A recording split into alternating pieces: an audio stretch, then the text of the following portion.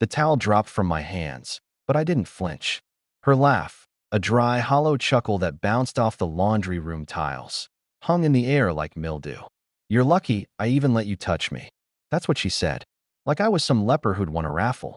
Like decades of providing, fixing, covering her mistakes, and paying off her credit card messes were just some pathetic tribute she tolerated out of politeness. She turned, humming, tossing her blouse into the dryer like nothing had happened. I just watched her. Not angry, not even sad. Something quieter, sharper. I folded the last t-shirt, that old one from the state fair we went to, before her veneers, before her Pilates instructor with the ridiculous name, before she stopped asking how my day was. I folded it with more care than I'd handled her in months, placed it neatly on the stack, and walked out. Halfway down the hall, her phone buzzed. A giggle, another message, another little compliment from whoever she thought was her escape hatch. Her voice always changed when she texted lately. Eerier, like she was suddenly 20 again. I used to like that sound. Now it just reminded me how good liars enjoy the setup more than the act itself. I passed the hall mirror and caught my reflection. Wrinkled, sure, maybe slower than I was at 40. But I built machines that carved titanium to half a human hair's width. I ran a team of 20 men who didn't dare miss a measurement. I wasn't some slob hoping for scraps of affection. But in this house, I was a placeholder. And placeholders don't argue. We execute. Down in my office, I opened the drawer I hadn't touched in months. Inside was a small oak box I'd carved myself, originally meant to hold cufflinks. Instead, it held something better, clarity. It was empty now. Not for long. I flipped open my laptop. No rush. No drama. Just a man doing what he's always done, cataloging, protecting, cleaning up someone else's mess. First up, email printouts. Her realtor friend Celeste had CC'd her on messages about fun weekends in Ridge Hill. The dates matched perfectly with the training retreats she told me about, ones that never appeared on her brokerage expense reports. Then came the texts. I'd synced her phone to the family iPad 6 months ago. She never noticed. Thought it was just for Netflix in the guest room. One thread stuck out. "Can't wait to see you outside the sheets for once LOL." He replied with a mirror selfie, shirtless, in a Burstone hotel bathroom. I recognized the wallpaper. Funny thing about betrayal, it has a scent. That place always smelled like lavender and stale desperation. I didn't rush. She'd call me slow for years. "You move like you're buffering," she once joked to our friends. They laughed. I smiled, because slowness isn't weakness. It's precision. And I was just getting started. By the time she came downstairs that night, makeup off, wearing that smug little robe she pulled on whenever she wanted to play the affectionate wife, I was already 6 folders deep. "You didn't say goodnight," she said, fake concern dripping off her tone like a leaky faucet. "I figured you were tired of touching me." I replied, smiling just enough to let her wonder if I meant it as a joke. She blinked, the moment passing before she could decide whether to be offended. "You're being dramatic," she muttered, heading for the kitchen. I nodded slowly, like a man who didn't mind being underestimated. Because men like me, we don't need second chances. We need evidence. When the house finally went quiet, I went back to the office. Printer humming, oak box open. I organized her messages by date, because chronology matters when you're dismantling someone's sense of safety. Screenshots from lunch breaks that weren't lunches. Location tags that matched neither her work nor her networking events. One timestamp in particular made me pause. 1:42 p.m., a Tuesday she swore she was stuck in a board meeting. Yet there she was, texting him. I needed that last night. "Let's do a quick lunch before I head home." The he in question? A contractor we once hired to fix our deck. I'd offered the guy a beer. He'd thanked me like a son. Scrolling further, her tone with him was syrupy sweet. Nothing like the clipped, irritated sentences she used on me lately. Then came the message that chilled me more than the others. "He's nice but dull." A placeholder. My life started late. Dull. Placeholder. I didn't grip the desk because I was angry. I gripped it because my hands needed something to do besides applaud her creativity. She'd been workshopping that line for months, maybe years, feeding herself little hits of superiority in between open houses and overpriced lattes. But here's the thing. Patterns are predictable. And predictable people are easy to corner. By the time I shut the laptop, I had 3 USB drives loaded, encrypted, and hidden in 3 separate places. One for my lawyer, one for a safety deposit box, one for me. I didn't know exactly when I'd use them, but I knew how. And if she thought the man she called dull was going to take this lying down, she'd never really known me at all. The first sign she noticed was the silence. Not the kind that happens when you run out of things to say, but the kind that feels loaded. She floated into the kitchen one morning in yoga pants and that faux careless messy bun, humming a tune from the 2000s like it was still her decade. The smell of cinnamon toast filled the air. I was at the counter, slicing apples into wedges for her lunch. "Morning," she said, leaning over to grab a mug. I didn't look up. "Morning." That was it. No small talk. No "how'd you sleep?" Just enough acknowledgement to keep her wondering. She sat at the table scrolling through her phone, sipping coffee, pretending not to watch me. "You're quiet lately," she said finally. "I'm working on something," I replied. "Oh." She tilted her head, curious. "What kind of something?" I smiled without looking at her. "The kind you'll appreciate later." Her laugh came out awkward, with that little upward lilt she uses when she doesn't know if I'm joking. I plated her toast, set it in front of her, and walked out without another word. That day, I moved the second flash drive from my desk to the glove compartment of my truck. She wouldn't search there. She thought glove compartments were for maps and fast food napkins. That evening, she got a text while we were watching TV. The phone lit up with a preview. "Can't stop thinking about last night." She snatched it so fast you'd think it was a live grenade. I didn't flinch. I didn't ask. I just kept watching the show. That bothered her more than a confrontation ever could. "Everything okay?" she asked, too casually. "Couldn't be better." She smiled, but it didn't reach her eyes. Because she could feel it, something was changing. She just didn't know if it was me or her luck. The thing about traps is they don't have to snap shut right away.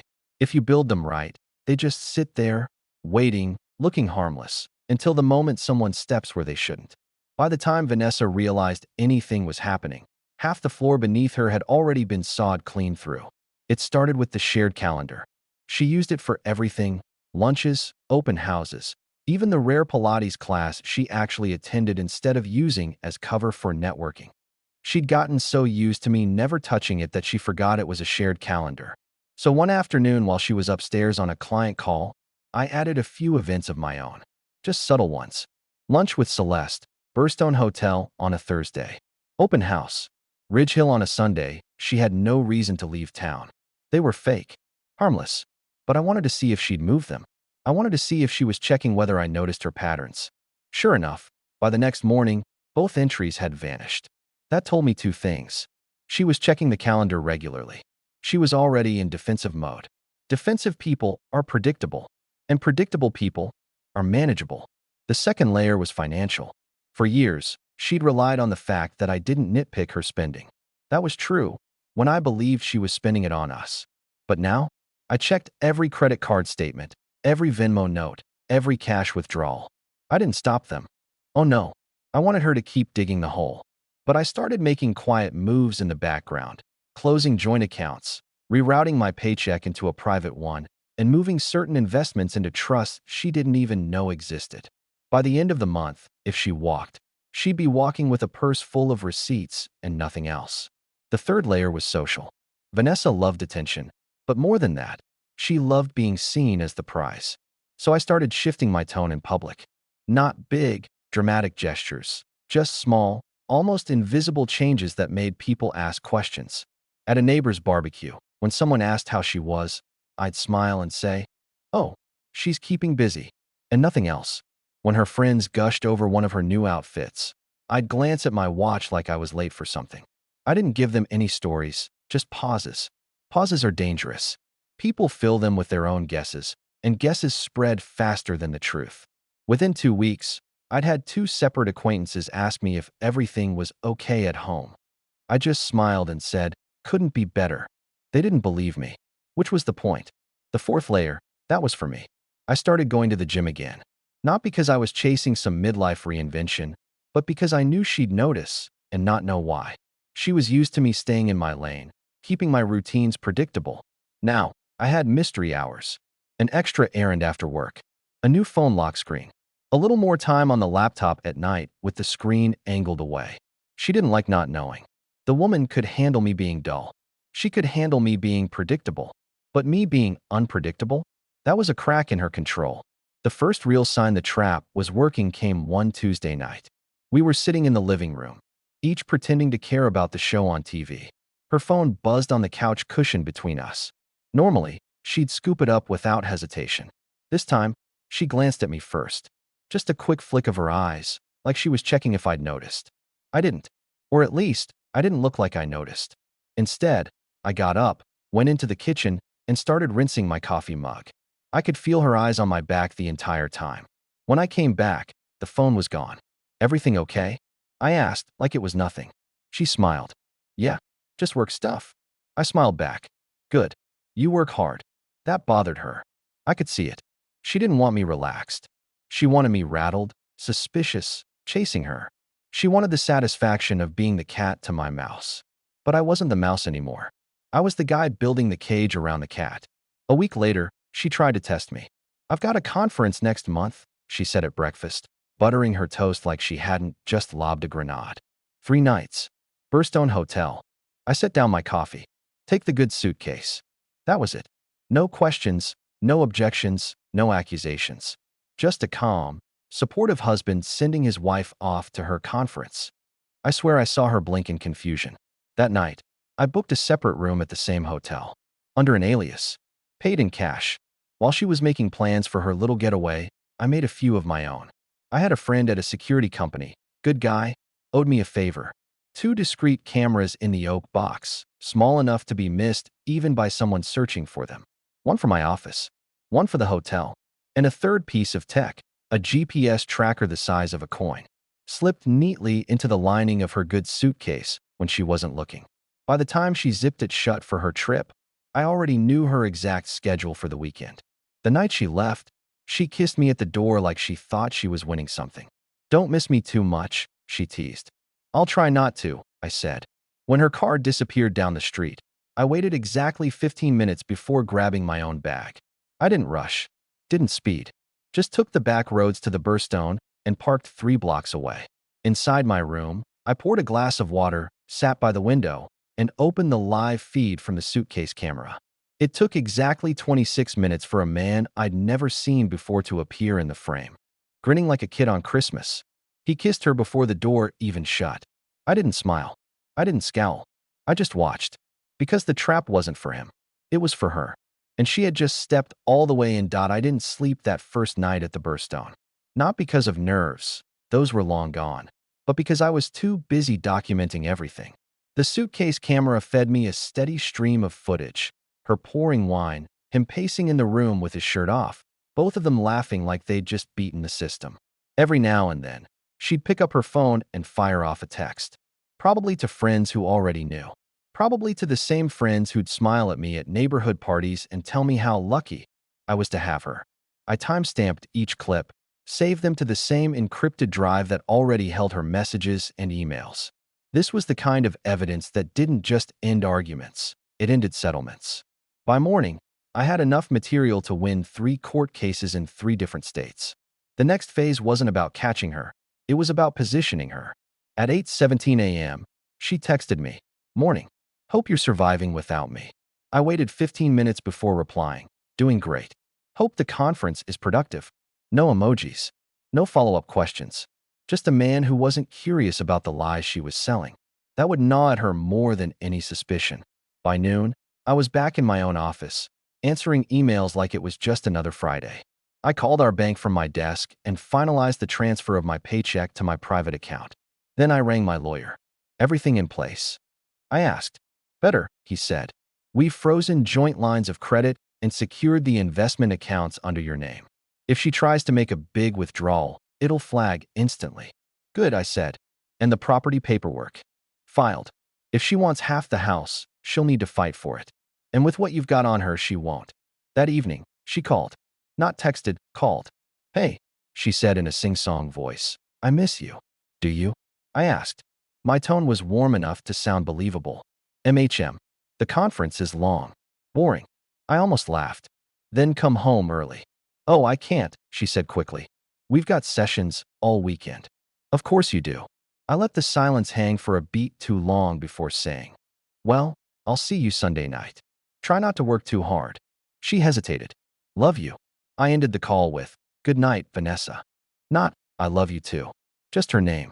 Saturday, I put the second part of my plan into play, the insurance policy. I drove to the downtown office of a friend, private investigator, former cop, not the type to be rattled. I handed him the flash drive, the USB, and a written statement. If anything happens to me, I said, this gets sent to my lawyer, the state licensing board for her industry, and her brokerage. He raised an eyebrow. That's a lot of heat. She's earned it, I said. But she'll never see it unless she tries to play me dirty. By Saturday night, the hotel feed gave me exactly what I needed, clear audio.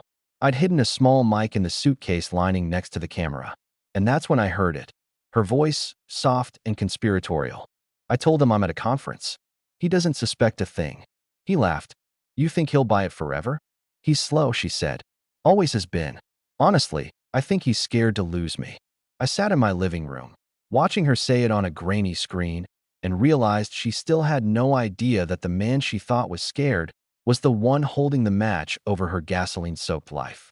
Sunday morning, she texted me a photo from the hotel lobby, her with 3 women I didn't recognize, captioned work fam. I knew 2 of the women weren't even staying at that hotel. I'd cross-referenced the guest list.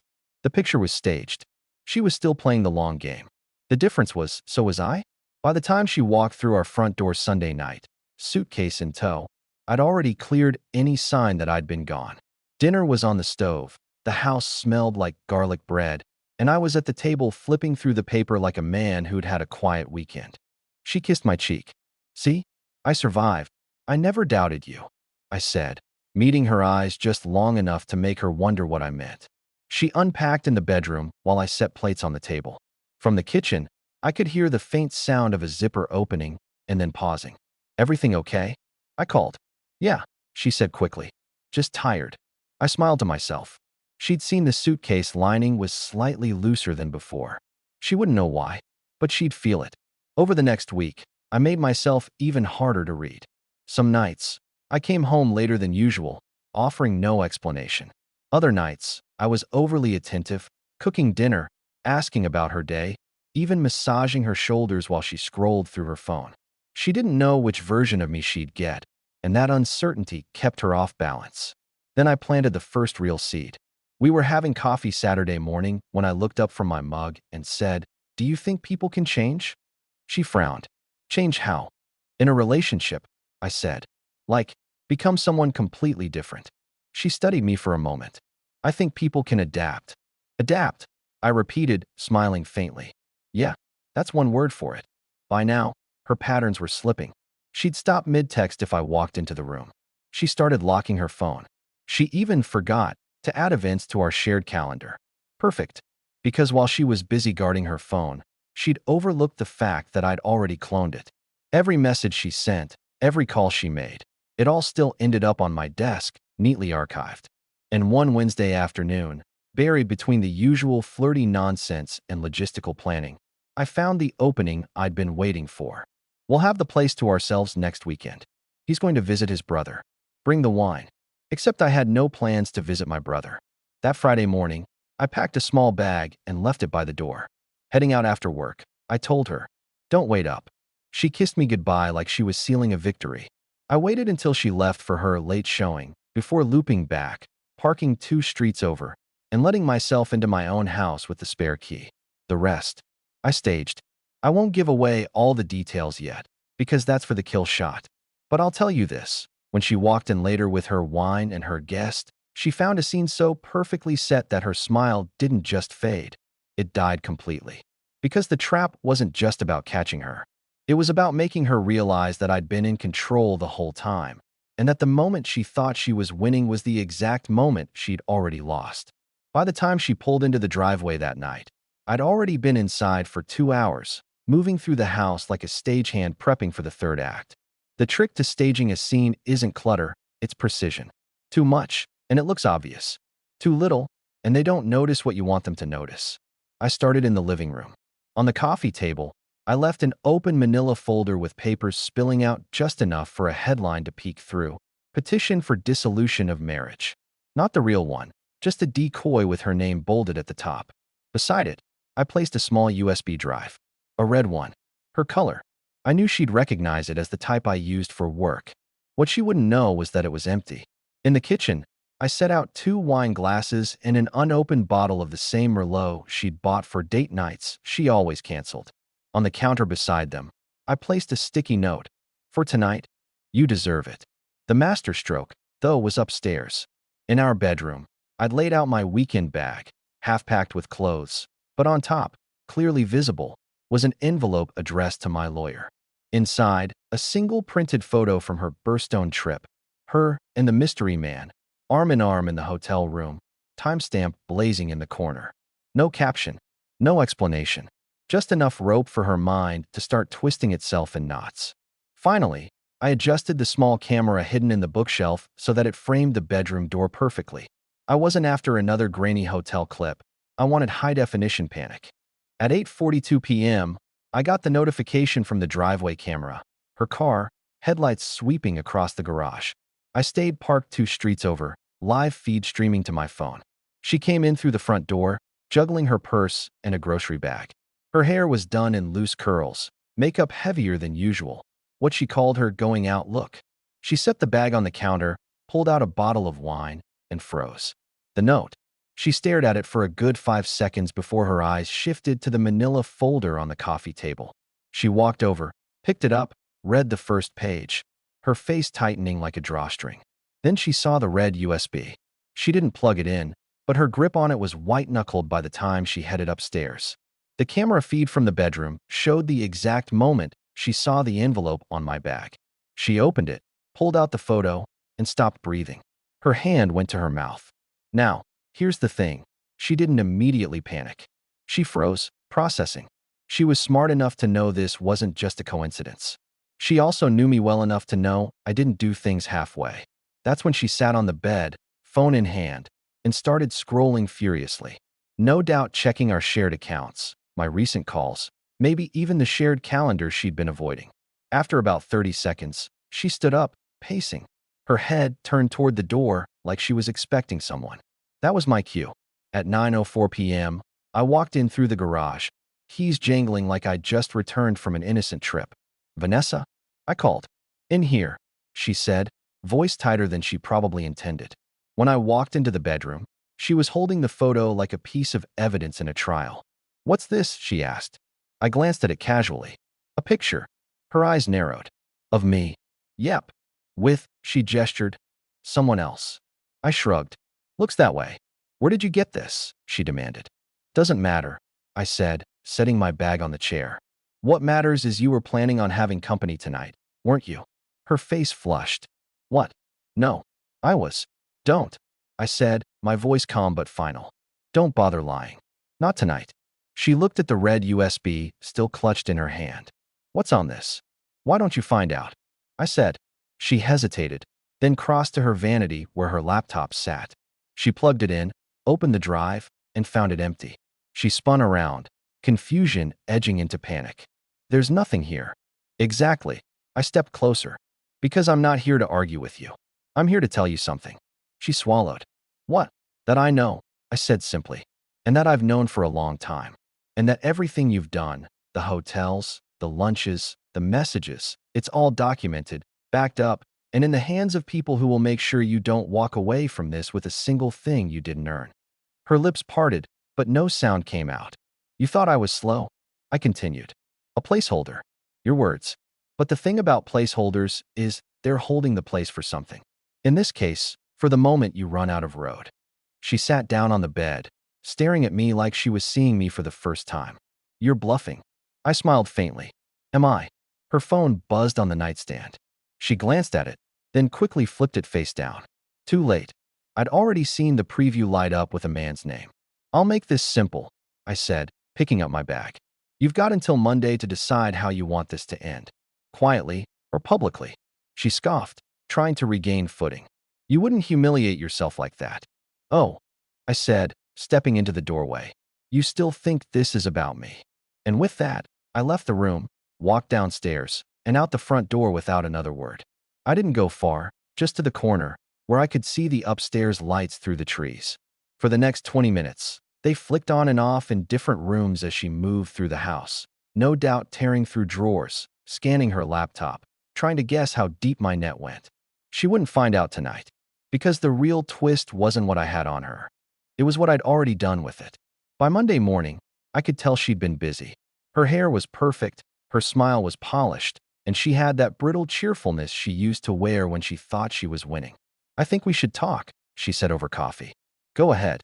"I've been thinking about us," she began, laying her hand on mine like we were starring in a soap opera. "Maybe we've just drifted. Maybe we can work through this. No need to blow everything up." Translation: she'd been on the phone with her friends, her advisors, and probably a lawyer. She knew I had her cornered and was now trying to negotiate her way out before she saw the inside of a courtroom.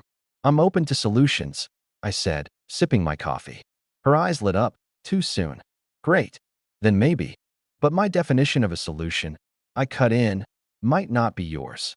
And I stood, rinsed my mug, and left for work. That afternoon, my lawyer sent the first packet to her brokerage's HR department. A clean, chronological summary of every conference, trip, complete with photos, receipts, and her own messages. I didn't tell her. I let the call come to her while she was at lunch with friends. Watching her return home early that day, jaw tight, movements sharp, was like watching the first domino tilt. She cornered me in the kitchen. "Why are they calling me into a meeting?" "Maybe they just want to hear your side," I said lightly. Her voice rose. "You sent them something." I just shrugged. "I told you, quietly or publicly." "You seem to have picked publicly." The next week, she tried to buy time. She booked extra showings, stayed late at the office, probably scrambling to lock down some cash.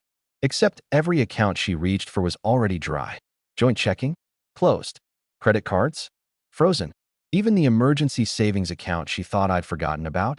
Long gone, moved into a trust in my name. That's when she snapped. "You can't leave me with nothing." "You're right," I said. "I'm leaving you with your reputation. Whether it's intact or shredded depends on how you spend the next week." She glared at me like she was trying to burn a hole straight through my skull. But underneath the fury was something new: fear. Friday night, I sent her a single text: "Check your email." In her inbox was a link to a private page. Password protected. She typed it in, her own middle name, and the page loaded with a single video. The footage from the birthstone. Crystal clear. Her. Him. Every timestamp visible. Below it, a short line of text from me. "This is scheduled to auto-send to your entire contact list in 48 hours. I gave her two choices: sign the divorce agreement as written, no contest, no claims, no alimony, or let the clock run. She signed the next morning. The best part? I canceled the auto-send after she handed over the papers, but she'll never know that. Some people think revenge is about rage. It's not. It's about precision. And by the time she realized I'd been the one holding the knife the whole time, I'd already walked away.